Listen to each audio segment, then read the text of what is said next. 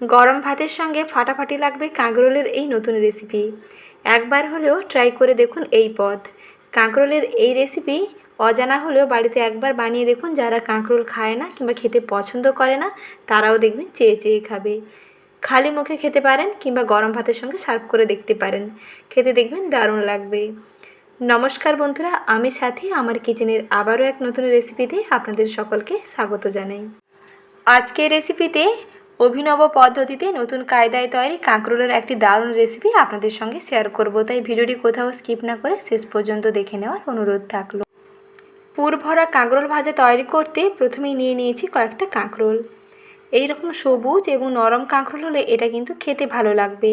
যদি কাঁকরোলের বীজগুলো বেশি শক্ত হয়ে যায় তাহলে সেই কাঁকরোলগুলোকে একটু বাদ দিয়ে দেবেন, আর এর বীজটা কিন্তু ছাড়িয়ে নিতে হবে। তার আগে কাঁকরোলের গায়ে যে কাটা কাটা অংশগুলো আছে উপরের আস্তরণটা একটু এরকম ছুরির পেছন দিয়ে ঘষে নিচ্ছি, যাতে উপরের এই আস্তরণগুলো চলে যায়।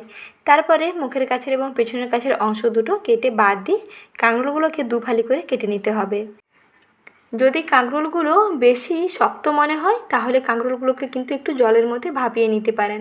অল্প একটু লবণ জলের মধ্যে 2 মিনিট মতন একটু সেদ্ধ করে নিলে কাঁকরোলগুলো কিন্তু বেশ নরম হয়ে যাবে। আর এখানে দেখুন কাঁকরোলের বীজগুলো বেশ নরম, অর্থাৎ কাঁকরোলটা বেশ নরম আছে, তাই এখানে আর কাঁকরোলটাকে সেদ্ধ করলাম না। যদি মনে হয় কাঁকরোলের বীজটা একটু শক্ত হয়ে গেছে তাহলে বন্ধুরা অবশ্যই কাঁকরোলগুলোকে অল্প একটু লবণ জলের মধ্যে 2 মিনিট মতন সময় নিয়ে সেদ্ধ করে নেবেন। সেদ্ধ করে নেওয়ার পরে বীজটা বের করে দেবেন, তাতে দেখবেন ভালো লাগবে। আর নরম কাঁকরোল হলে এইরকম সরাসরি রান্না করে নেবেন, বেশি সময়ও লাগবে না, খুব সহজেই তৈরি করতে পারবেন। তারপরে কাঁকরোলের ভেতরের বীজগুলোকে আর শাঁসগুলোকে এরকম একটু চেঁচেমুচে বের করে নিচ্ছি। এই শাঁসগুলোকে কিন্তু ফেলবেন না, এগুলোকে আবার মিক্সার গ্রাইন্ডারে পেস্ট করতে হবে, তাই শাঁসগুলোকে একটা অন্য পাত্রে রেখে দিচ্ছি। আর প্রতিটা এরকম কাঁকরোলের খোল রেডি করে নিয়েছি। কাঁকরোলের এই খোলগুলোকে প্রথমে রেডি করে নিতে হবে, কারণ এর মধ্যে পুর ভরবো। আর পুর তৈরির জন্য এখানে দেখুন কাঁকরোলের বীজটাকে নিয়ে নিয়েছি, আর এদিকে নিয়ে নিয়েছি মুসুর ডাল। আগেও আমার কাঁকরোলের অনেকগুলো রেসিপি দেওয়া আছে, চাইলে সেখান থেকেও দেখে নিতে পারেন, সেগুলো খেতে দারুণ হয়। আর আজকে একেবারে নতুন একটি রেসিপি শেয়ার করছি, মুসুর ডাল দিয়ে কাঁকরোলের দারুণ রেসিপি। মুসুর ডালগুলোকে প্রায় 10 থেকে 15 মিনিট সময় নিয়ে একটু ভিজিয়ে নিয়েছি। তারপরে 2 থেকে 3 বার ধুয়ে নিয়ে জলটা ফেলে দিয়ে তারপরে অল্প একটু জল দিয়ে ডালটাকে বেটে নিচ্ছি। এই ডালটাকে বেশ ভালো করে প্রথমে বেটে নিতে হবে। আর ডালের মধ্যে দিতে হবে স্বাদ মতন একটু কাঁচা লঙ্কা। যদি ঝাল বেশি পছন্দ করেন তাহলে বেশি দেবেন, কম চাইলে কম দেবেন। এখানে আমি ছোটো মাপের 4টে কাঁচা লঙ্কা দিয়ে দিচ্ছি। আর ডাল বাটার সঙ্গে কাঁচা লঙ্কাটা মিশিয়ে বাটবেন, তাহলে এর সেন্টটা দেখবেন দারুণ হবে আর টেস্টটাও ভালো হবে। ডালের পেস্ট একেবারে রেডি হয়ে গেছে। এখন এই বেটে নেওয়া ডালগুলোকে একটা অন্য পাত্রে নিয়ে নিচ্ছি।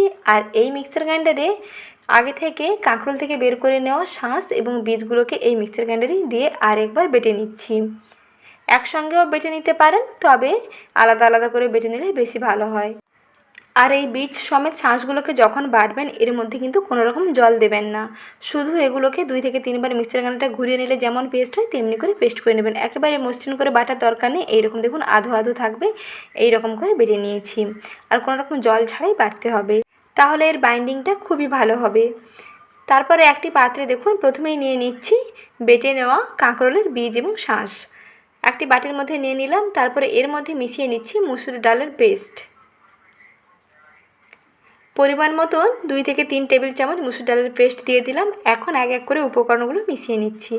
প্রথমে দিয়ে দিচ্ছি পেঁয়াজ কুচি, তারপরে দিচ্ছি কাঁচা লঙ্কা কুচি। যেহেতু এই ডাল বাটার সঙ্গে কাঁচা লঙ্কা দেওয়া ছিল তাই কিন্তু ঝালটা একটু বেশি হয়ে যাবে, তাই এখানে কাঁচা লঙ্কার পরিমাণটা একটু কম দিলাম। তারপরে এখানে দিয়ে দিতে হবে স্বাদ মতো লবণ। স্বাদ মতো লবণ দিলাম, হলুদ গুঁড়ো দিয়ে দিচ্ছি, আর অল্প একটু ধনে পাউডার অ্যাড করছি। এখন সব কিছুকে ভালো করে একসঙ্গে মিশিয়ে নেব। সব কিছুকে ভালো করে এরকম মিশিয়ে নিলেই পুর একেবারে রেডি। আর এটা দেখুন বেশ এরকম শুকনো শুকনো করতে হবে। ডাল যখন বাটবেন তখনও কিন্তু জল দেবেন না, বেশি পরিমাণে জল দেবেন না, যেহেতু ডালটা আগে থেকে ভেজানো থাকবে, ডালটা অনেকটা জল শোপ করে থাকবে, সেই থেকে দেখবেন দারুণ পেস্ট হয়ে যাবে। আর এই যে কাঁকরোলের শাঁসগুলো এবং বীজগুলো বাটবেন তখনও কিন্তু জল দেবেন না, তাহলে পুরটা এরকম শক্ত শক্ত হবে। আর এরকম একটু শক্ত শক্ত টাইট হলে পুরটা দেখবেন কাঁকরোলের গায়ে ভালোভাবে বসে যাবে।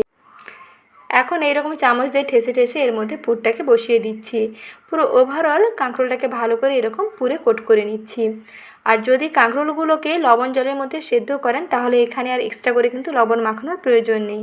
আর যদি এটা কাঁচাতে বানাতে চান তাহলে যখন এই খোলগুলো রেডি করবেন তারপরে এর মধ্যে অল্প একটু লবণ কিন্তু এই কাঁকরোলের খোলগুলোর মধ্যে মাখিয়ে নেবেন। তাতে কাঁকরোলগুলোর মধ্যে বেশ ভালোভাবে নুনটা ঢুকে যাবে আর বেশ দেখবেন নরম হয়ে যাবে, খেতে ভালো লাগবে। তাই অল্প একটু লবণ এখানে মেখে নেবেন।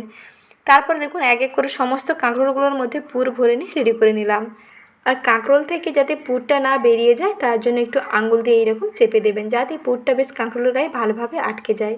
যেহেতু এখানে ডাল দেওয়া আছে, ডালের পুর তৈরি করা হয়েছে, তাই ভাজার সময় দেখবেন কাঁকরোল থেকে পুরটা কিন্তু একটুও বেরিয়ে যাবে না, বেশ সুন্দর ভালোভাবে বাইন্ডিং হয়ে যাবে, বেশ সুন্দর সেট হয়ে যাবে।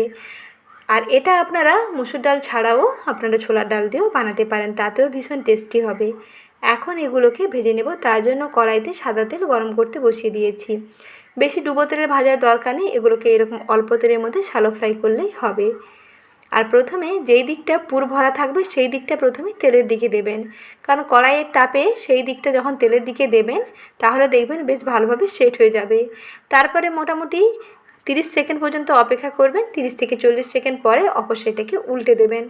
দেখুন গায়ের কালারটাই বেশ অনেকটাই চেঞ্জ হয়ে গেছে। এখন গ্যাসের আঁচটা একেবারে কমিয়ে দিয়ে একটি ঢাকনা দিয়ে ঢেকে রেখে দিচ্ছি, যাতে এই সাইডটা হতে একটু সময় লাগবে। আর ভেতরে যে ডাল বাটার পুরটা আছে, ডাল বাটাটা যাতে ভেতর থেকে বেশ সুন্দরভাবে ভাজা হয়ে যায়, সেদ্ধ হয়ে যায়, তার জন্য একটু ঢাকনা দিয়ে ঢেকে গ্যাসের আঁচটা কমিয়ে একটুক্ষণ অপেক্ষা করবেন। প্রায় 2 থেকে 3 মিনিট মতন সময় লাগবে। একেবারে লো ফ্লেমে রেখে তেলের মধ্যে এরকম ভাজতে থাকবেন। যখন দেখবেন বেশ কালারটা এরকম চেঞ্জ হয়ে গেছে আর বেশ সুন্দর নরমও হয়ে গেছে, তাহলেই বুঝতে পারবেন যে ভেতর থেকে ডাল বাটারটা সুন্দর ভাজা হয়ে গেছে। এখন আবার ঠিক অপর সাইডটাকে উল্টে দিচ্ছি, যেই দিকটা প্রথমেই দিয়েছিলাম সেই দিকটাকে আরও একটু ভেজে নিতে হবে। এইভাবে উল্টে পাল্টে করে বেশ লাল করে ভেজে নিচ্ছি। আর গ্যাসের আঁচটা মাঝারিতে রেখে ভাজবেন, কারণ সেদিকে যেহেতু ডাল বাটা আছে খুব তাড়াতাড়ি কিন্তু কালার চেঞ্জ হয়ে যাবে, বেশি লাল হয়ে যাবে, মনে হবে যে হয়তো ভেতর থেকে ভাজা হয়ে গেছে কিন্তু ভেতরে কাঁচা থেকে যেতে পারে। তাই গ্যাসের আঁচ একেবারে কমিয়ে নিয়ে একটুক্ষণ সময় নিয়ে ভেজে নেবেন, তাহলে ভেতর থেকে বেশ ভালোভাবে ভাজা হয়ে যাবে। দেখুন ওপরের কালারটাও বেশ সুন্দর চেঞ্জ হয়ে গেছে আর ভেতর থেকেও বেশ সুন্দরভাবে কুক হয়ে গেছে। এখন এগুলোকে একটি প্লেটে সার্ভ করে নিচ্ছি। এইভাবেই মসুর ডাল দিয়ে একবার কাঁকরোলটাকে বানিয়ে দেখুন। কাঁকরোলের একই রেসিপি খেতে বিরক্ত লেগে গেলে কাঁকরোলের এই রেসিপিটি বাড়িতে একবার ট্রাই করে দেখতে পারেন, খেতে দেখবেন দারুণ লাগবে। যারা কাঁকরোল খেতে অপছন্দ করে কিংবা কাঁকরোল খেতে নাক ছিটকোয় তাদের কিন্তু খুবই ভালো লাগবে। মসুর ডাল কিংবা ছোলার ডাল দিয়ে বানিয়ে ফেলতে পারেন। আর বাদবাকি উপকরণগুলো বা প্রসেসগুলো যেভাবে দেখালাম সেই পদ্ধতিতে বানিয়ে দেখবেন, খেতে দেখবেন দারুণ লাগবে। অল্প একটু ডাল আর গরম ভাত আর এইরকম দুটো কাঁকরোলের ভাজা হলে খাওয়া দেখবেন দারুণ জমে যাবে। মুচমুচে এই কাঁকরোল ভাজা রেসিপিটি ভালো লেগে থাকলে ভিডিওতে প্লিজ লাইক করবেন, সঙ্গে চ্যানেলটিকে সাবস্ক্রাইব করে নতুন বন্ধু হয়ে যুক্ত থাকবেন। ভালো থাকবেন, আবার শীঘ্রই হাজির হচ্ছি নতুন রেসিপি নিয়ে। পরবর্তী রেসিপি দেখার আমন্ত্রণ থাকলো। রেসিপি দেখার জন্য জানাই অসংখ্য ধন্যবাদ।